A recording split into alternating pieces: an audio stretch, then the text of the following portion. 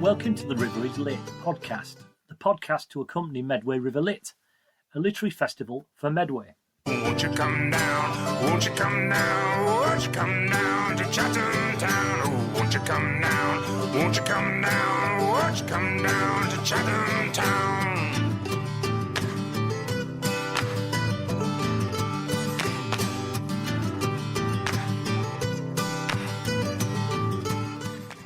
Hello, I'm BFH, poet and man in the library. Hi, I'm Sam Hall, playwright turned graphic novelist. I'm AMJ. I like writing lists and glimmer questing. And we are the Medway River Lit team.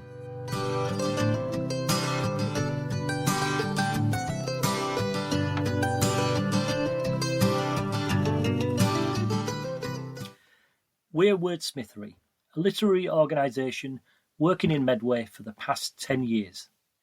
Last year, we were commissioned by Medway Council to produce a new literary festival, Medway River Lit. This year, we're delighted to be bringing it back with a focus on the climate and the things that are happening to it. In this podcast, we'll be previewing writers and books who are coming to Medway River Lit in November. We'll also be giving a little writing tip at the beginning of the podcast and a moment of greenery, our tip on what you might be able to do to help the planet at the end. Today's recycled writing tip comes from Booker Prize-winning author Ben Ockery, who will be coming to the festival in November. Avoid the words that are easy to say. Train yourself to be an indirect thinker. Now, on to our guest interviews. So it's an absolute pleasure to be joined by the writer April Doyle, whose debut novel Hive was shortlisted for the Exeter Novel Prize in 2019.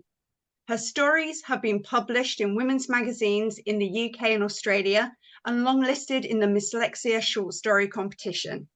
She's been teaching creative writing to adult learners for over a decade and has an MA in creative writing. So thank you for joining us today, April. How are you doing today? Thank you for having me. I'm good, thank you. Yeah, I'm good. It's I've been having a working from home day today, so that's quite nice. I don't have to, rush to work and rush back from work. Perfect. And so would you be able to start off by just telling us a little bit about your writing journey? Have you always been interested in writing from a young age, or was it something you came to a little bit later? I've always written, and when I was a lot younger, I used to enter lots of competitions in sort of local newspapers and stuff like that, poetry competitions, and I've always written. But I think it never occurred to me that it was something I could really do, not as a proper job exactly, but something that I could really pursue. And I was lucky enough to be invited to join the MA in creative writing at the place where I work, at the university where I work. And that was when I really got serious about my writing, but I've always written just for myself, really. And I'm often hearing that to write, you need to be a really keen reader too. So if that's something you've always done as well, have you always been a very voracious reader? And if so, would you be able to let us know what you're reading at the moment, or if there's any recommendations that you'd put out for the summer? What I'm reading at the moment, I'm reading a book called Clear, and I'm really sorry, I've forgotten the name of the author. I should have brought the book down with me. It's called Clear, and it's a novella more than a novel. I'm reading it for a creative writing retreat that I'll be going on in a couple of weeks' time. Books that I've recently enjoyed, I loved Demon Copperhead by Barbara Kingsolver. Anything by Barbara Kingsolver I know is going to be amazing. And I'm a big Anne Tyler fan as well. Great recommendations. Being a creative writing tutor, do you have any top tips or a top tip for aspiring writers? I think probably just try to keep writing what you want to write. Try and find your voice as a writer. And if possible, try not to listen too hard to the rules of writing, the show don't tell and all that kind of thing. It's useful to know all the different things you can do as a writer and sort of add little tools to your toolbox, but I don't believe in never do this or always do this. I think that can really cramp people's style, and it can stop people almost before they start if you're worrying all the time, should I be doing this, or no, that's wrong. So in a way, it's often just trying to find your own rhythm, I've always found, because I remember going to a couple of workshops, and one person was very much right. You need to get up at like 5 a.m, make sure there's a dedicated hour. And then the other person was like, no, I always work better in the evening. And I just came away thinking, you do you work out what works for you, but actually just keep writing. And perfectionism is a real killer. I think it's Anne Lamott said in Bird by Bird, she has a lot to say about perfectionism killing things. You just have to do it and don't worry about it being perfect. Just do it and get it out there. No, that's great advice. And so we're really delighted that you'll be coming to Medway River Lit in November and talking about Hive. So without giving too much away, would you be able to tell me a little bit about this novel? This is the question that always floors me when people say, tell me about your book. And it's really hard to just not start describing what happens. It's about a small group of people who are in a tricky situation. The pollinators are dying all over the world, but this book is set in Kent and the pollinators are dying in Kent as well. And there's a small group of people who are dedicated and desperate, really, to try and find alternative ways to pollinate the crops and also to try and save the remaining bees if they can. So how did this first pique your interest, this interesting bees and pollinators? I think it must be something that had been brewing for a while, probably like all of us, just being very, very aware of things changing with the climate and biodiversity, numbers of species falling around the world, and how things are changing. So I think that was always sort of at the back of my mind. And in about 2018 I started suffering quite badly from insomnia, and I was up every morning ready to listen to Farming Today on Radio 4. I just listened to things to try and fall back to sleep, but I was awake every morning for Farming Today. And they did a couple of weeks on pollinators in farming and the importance of pollinators in farming in the UK. And it was just like something clicked in my head, this thing that I'd been thinking about, and then suddenly all of this almost local information, factual local information about crops and pollinators. And I just suddenly thought, I have to write this book, and it all came into my head without me thinking about it. It was sort of downloading into my head, and I just had to write it as quickly as I could, which is strange because the books and stories don't usually come to me like that, but that's how it happened in this case. So it just came fully formed once it all seeped in? Almost, yes. I mean, I did do a couple of really significant rewrites on the book, so I'm not saying the final draft, the final perfect finished draft came into my head, but the idea for the book and the basic story was there. And did you have to do a lot of research about bees, or had you already got a pretty good knowledge before you started on the novel? I think I'd absorbed quite a bit from these Farming Today pieces. And also, I'm not quite sure when this happened, but I did watch some YouTube videos about pollination of crops in California, where the commercial bee farmers start in the almond orchards in California, and their bees pollinate the orchards, and then they sort of move across the country with their bees. And my first draft actually was set in America. I didn't know quite how many species of bees there are worldwide, and how they're not all black and yellow. I mean, probably most people already know this, but I didn't know that fact. And all the different lifestyles. There are solitary bees, there are bees that live in colonies and hives, and so I learned an awful lot. Weird question. Do you have a favourite bee? I think bumblebees. I know there's lots of different kinds of bumblebees, but I do like a nice fluffy bumble. I know it sounds weird to say about something that can sting you, but they're very cute. There's something about a bumblebee that they just bumble along, really. What made you swap originally? You were saying you were thinking about setting your novel in America. What made you swap it to Kent? I had a really interesting chat with an agent who loved the story but felt it was almost too wide-reaching, and she said she would love it if it was a more intimate, character-led book. Because my first version, it was more like an action film, and the FBI were in there, and it did feel like a large cast, and maybe it was more filmic. She said she'd just be really interested to see the relationships in a smaller group of people and more of a kind of local story. And I thought, Kent being the Garden of England, it just felt right to set it near home.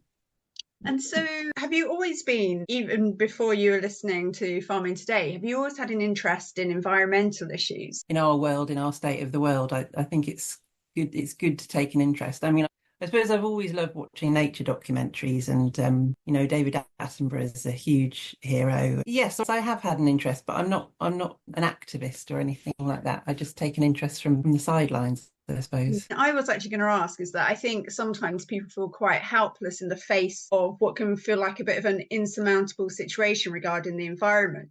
But do you have any like small steps or a small life hack that sometimes people could give a go to feel that actually we still can make a difference, even if it's just a little something with bees in mind? Yes, I mean, I think it's doing what you can, isn't it? And trying not to be overwhelmed with all the things that we have no control over. So things like, I don't know, recycling and composting, and we do no mow May at our house, and sometimes that rolls into no mow June because there's still flowers out on the lawn. When my book was launched in association with the university, we did a bee bombing exercise. I don't know if you've heard of bee bombing. Would you be able to explain a bit about what it is? There's a sustainability team at the university, and they joined in, and there's a creatives group at the university, and they joined in, and we made lots of little handmade bees.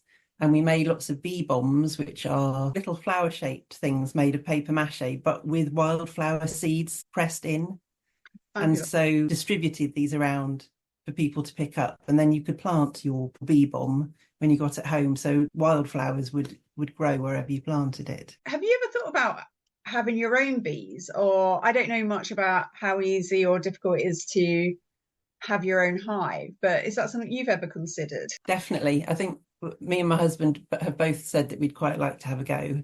He's closer to retirement than I am, but I think probably that's going to be a retirement thing that we can do. We live in the countryside. I mean, I know you don't have to live in the countryside to keep a hive, but we live out in the country, and I think it would be fun to try having a hive at the end of the garden. Absolutely. And I think it's so lovely when you actually realize you're almost like a cog in such a brilliant process. I think that's what I really like about it. Again, how you can make a difference. Yes, I think just in our own little ways, I think we've just got to try and do what we can, haven't we, really? It is easy to get overwhelmed by world events, but I think if we do what we can and encourage others to do what they can, maybe we can make a bit of a difference.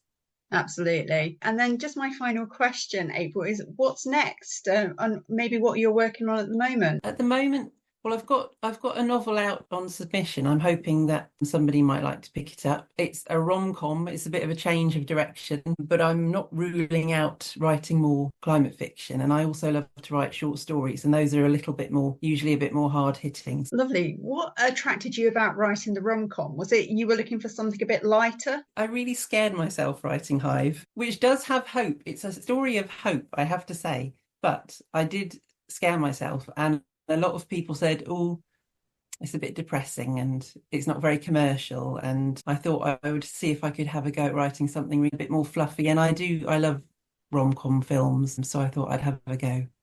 Fabulous. Do you have a favourite rom-com? When Harry Met Sally, I think, probably. It is a classic. Excellent. Oh, well, thank you so much, April, for joining us. And we're really looking forward to hearing you speak at the Medway River Lit in November. Our next guest is Ryan Haydar from our sponsor, Your Paper Quest. Thank you for joining us today, Ryan. How are you doing today? I'm doing well. Thank you so much for having me. It's been an absolute joy, this whole process so far. Excellent. So can you start with telling us a little bit more about Your Paper Quest? Yeah, so just right into it. Your Paper Quest is a Book of the Month subscription box that exclusively features stories from independent and self-published authors. The whole idea behind it was just to help indie authors get more exposure and at the same time get people to read more than just what you find on a table at Waterstones or Barnes & Noble.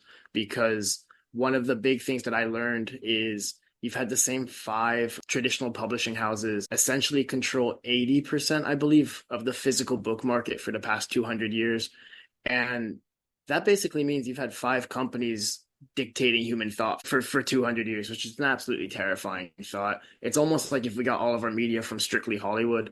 So that was part of the inspiration behind it as well. Excellent. And so how long have you been going? And what was the real moment where you thought, yeah, I'm going to set this up? So I moved to London 3 years ago to do my master's. And while I was doing my master's in entrepreneurship, I had the idea, I was tinkering with the idea, because essentially what happened was during COVID, I read a lot, and I was never a kid who read growing up. So I read a lot during COVID, and I made a Bookstagram account called Ryan's Paper Adventures. It's still there, but it's not active. And it grew to a point where people started reaching out to me to give reviews about their books. And that was what first introduced me to self-publishing, because I had never heard of these books and had no idea what they were about. And I had always kind of prided myself on reading books that not everyone else was reading. I liked that kind of unique aspect of it. And from there, the idea just kind of floated in the back of my mind. But then COVID happened, and there's just a bunch of kind of issues going on. My life was kind of unstable in terms of where I lived and what I was doing.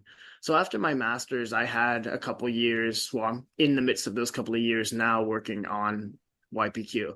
And we've been going for, I believe it'll be 2 years in August. The first year was essentially just to set everything up, sort out the business, create the business, kind of get a plan in place. And that took a lot longer than I expected, just because being American, there's a lot of legal hurdles to go through. So once all that got resolved, we've been actively like trading. I guess we've been live since August of last year. So I think we just put out our 13th, or either our 12th or our 13th months of books, which has been very, very exciting for us. Oh, fabulous. And can I ask where the name comes from? Honestly, I've gone back and forth on the name, because I tend to just call it YPQ because it rolls off the tongue a lot better than Your Paper Quest does. At one point, Your Paper Quest hit me. I was like, okay, that'll work. We'll go with it. And if we need to change it in the future, we can change it in the future. So it was kind of a placeholder name to start with. And I think it's become fitting, because it's kind of, you're discovering something new. You have your own literary adventure. And yeah, it just kind of, it fits now. But I do still call it YPQ. And you have a chief curator who's called Stephen William Hanna. Can you tell me a little bit about how you two met and how he came on board for YPQ? Oh my gosh. Steve is the guy behind the scenes that makes everything happen. YPQ would not exist without Steve. I'm so grateful for him. We got together completely on a whim. I was in a uni study room, because this YPQ started as like my final project for uni, like my capstone business idea. And I was in a study room with a friend, and my friend was showing me how to use Twitter, because I had never used Twitter before. And I was trying to figure out, how am I going to find these books? So I'm looking up the hashtag self-published, and I have this Excel spreadsheet with these lists of books with author emails. And I was just going to send a blanket email saying, hey, this is my idea. Would you be interested in featuring? I hadn't even thought about how I was going to read all the books yet. And then through that hashtag, I had stumbled across Steve's account, and he had made some comment or posted some tweet about how he's going off this challenge and he's planning on reading, I think it was 30 indie books in the span of like the next 6 months or something like that. And I just shot him a message, explained what I was doing, and he seemed keen. So we got on a, what do you call it? Like a FaceTime, a Zoom call. And we hit it off. And within like 45 minutes, we were both on board and we're just going for it. It's been fantastic. We talk every day. He's a lovely guy. I've met him a few times. He's up in Glasgow. So how do you choose the authors that you publish? This is more Steve's wheelhouse, but what Steve does is we accept submissions, and Steve will go out and look for self-published novels, and he'll kind of start curating them, and the ones that he thinks have promise, he'll pass my way. And then if I read them all the way through and I like them, I pass them back to him, and then he'll finish them, and then we'll kind of agree. When it comes to books that we actually want to feature, everyone has their own idea of what makes a good story. That is, everybody's got their own unique tastes and preferences. But what we have gotten pretty good about is being able to gauge whether or not, irregardless of somebody's preferences, you can still say that a story is good. It might not be for you, but you can still dictate whether a story is good. And sometimes that be it through character development, sometimes that be it through just the way it's written or engagement. And when it comes down to the stories that we actually feature, it's such an interesting point, because there is no tried and true method. It kind of changes depending on what we want for that month. But more than anything, it's just two stories that Steve and I enjoy, because he also sees it from an author perspective, because he's a self-published author himself, and I see it as a reader's perspective. So there's been some stories that he sent my way, and I've been like, Steve, I don't understand a word of what's going on here. And I've had some stories sent his way, and he's like, Ryan, these are terrible. And it's just we believe that through the balance of each other, we're able to kind of figure out the best stories that fit. So it's a good marriage of the pair of you. Like you say, he's the author, you're the reader, and without wishing to use it as a pun, you're often on the same page. Yeah, that's a good pun. Yeah, no, essentially that. More often than not, we're not on the same page, which is why we do a lot of reading. Excellent. And so how do you actually find the time to choose the book of the month for your subscription service? Would you be able to tell me a bit more about your subscription service as well? Let's start with the subscription service itself. So if you subscribe, you get 2 books in the mail. Well, you have a little packaging. I write your name on the front. You get 2 books in the mail, about 500 to 600 pages. You get some bookmarks that we curate that come with a quote from the story itself. Every story comes with a note from the author that we put on the front. Every story comes with a little newsletter that kind of explains why we chose those books for that month, and it also has an invitation to join our virtual book club.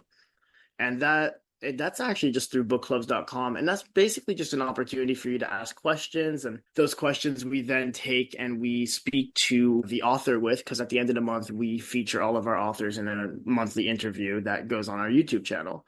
So that's kind of the big what you get out of the subscription service. At the moment, have you got any recommendations, especially with the summer coming up? It's a good question. The ones that I always recommend are A Long Way to a Small Angry Planet by Becky Chambers. It's a very cozy sci-fi trip. There's A Thousand Splendid Suns by Khaled Hosseini. And that book, I remember I read it in high school, and yeah, that book deserves all the rereads. And then one of my favorites is Cormac McCarthy's The Road. And it's cool to see because especially with The Road, we've seen a lot of self-published books use that as inspiration. And I think it's really cool to see these big traditionally published books have such an impact and then see how the inspiration feeds in, because all of the self-published books that we've been lucky enough to feature, I would put head to head with any traditionally published book. Like some of these are just phenomenal. Your subscription service, so I think, is it available in the UK and the US? Do you have any plans to expand it further afield? Yeah, we definitely do. So we only just opened in the US maybe a week and a half ago now, and that's taken a lot of navigating, but I believe I'm hoping to open to the rest of Europe soon. It's just shipping costs and little things like that really play a role, because we want to make it as accessible as possible, whether it be because obviously from our end, we change our themes monthly and we recognize that there's an accessibility issue with that. But in doing so, we want to ensure that all of our stories, irregardless if you don't like romance, you can appreciate this romance. If you don't like, or like, if we'll pick a sci-fi story that doesn't require you to have a degree in some STEM course to understand it. And we want to carry that through to our pricing model and our actual business, because we don't want this to feel like a luxury to people. We want this to feel like this is an affordable item. This is something that you can enjoy without putting yourself out. What is your current theme of the month for your subscription service? Last month, for the boxes we just sent out last week, or I guess 2 weeks ago now, was The Cost of Justice. And we featured Chris Norbury's Straight River and Rose Donovan's Death in Velvet. And they were just 2 very contrasting styles. And these are genres that I don't dabble in. Like my preferred genres have always been sci-fi, post-apocalyptic, historical fiction. So mysteries, thrillers, dramas, I've never had too much of an interest in. And that's part of what makes YPQ so special, is that from a selfish standpoint, it's also helped me expand my reading horizons. So it's been really cool to get to explore those and just see how different the 2 stories are, but how we pair them to find some sort of commonality between the 2, or so that they show a common theme in 2 very different ways. And so what is next for YPQ? I try not to think too far ahead, because then I get overwhelmed, because it is just a team of Steve and I. But as of right now, it's just reading, sorting out the books for the next couple of months, continue to grow in the US and the UK, and trying to get books into the hands of more and more people. I think it's just focusing on the little things and continuing to get a little bit better at the interviews, a little bit here and there, making the website a little bit cleaner. It's all these little things that slowly add up if you don't keep up with them over time. Perfect. Oh, well, thank you again for your time, Ryan. We really appreciate it. And for YPQ sponsoring MRL in November. Really appreciate it. Thanks to our guests, Ryan Hader and April Doyle.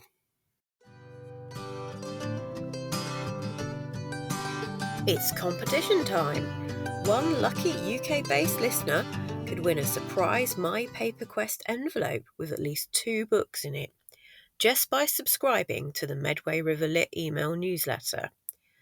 Anyone who subscribes between the 1st to the 13th of August will be entered into the draw to win. There's no fee to enter, but the competition is open to UK-based readers only. Check the show notes for full terms and conditions. Good luck. Now a new section, Book Chat, about books we're reading or we've read by authors who are coming to Medway River Lit in November. Barry, what have you been reading? I've been reading Tiger Work by Ben Ockery, the Booker Prize-winning author, The Famished Road. It's a very, very interesting book. It's a response to climate change on the Earth. There's a lot of magical lyricism in it, which you expect from Ben Ockery. It's called Tiger Work, based on a 2-page piece in here, which is a poem saying, we've got to get the spirit of the tiger to bring the earth back to how it should be. It's many genres. There's some stuff in this that is basically essay. There's some stuff that's poetry in it. There's some stuff that's magical storytelling with the same theme. We've messed it up, and we really, really do need to start again in a different manner. Otherwise, doom will be our result. Some of it is stories, some of it is poetry, some of it is just talking straight to you, picking whatever wall it is when you're talking straight to the reader in a book. It's just an essay directed straight at you, saying, look, we haven't been good enough.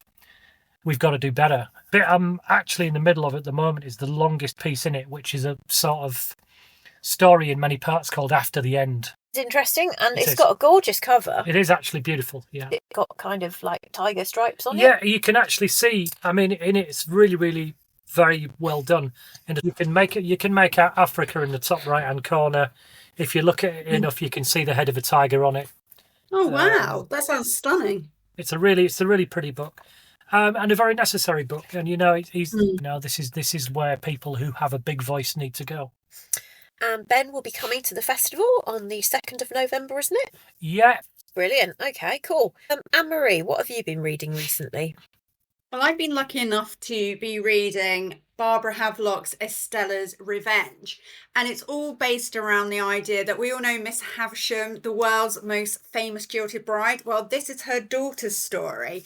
And for me, I think it's a really fabulous premise because I am someone who sometimes there are characters within books that really pique your interest and you always want to know more. And obviously this is about Estella from Great Expectations, and Dickens, unfortunately, isn't around to be able to fill in the gaps. So I've always really enjoyed books that, I don't know if you've read The Wide Sargasso Sea by Jean Rhys. I really love that because I was really obsessed with Jane Eyre for a time, and just fleshing out the characters there was, for me, just so intriguing. Back to Estella's Revenge before I go off on one of my tangents.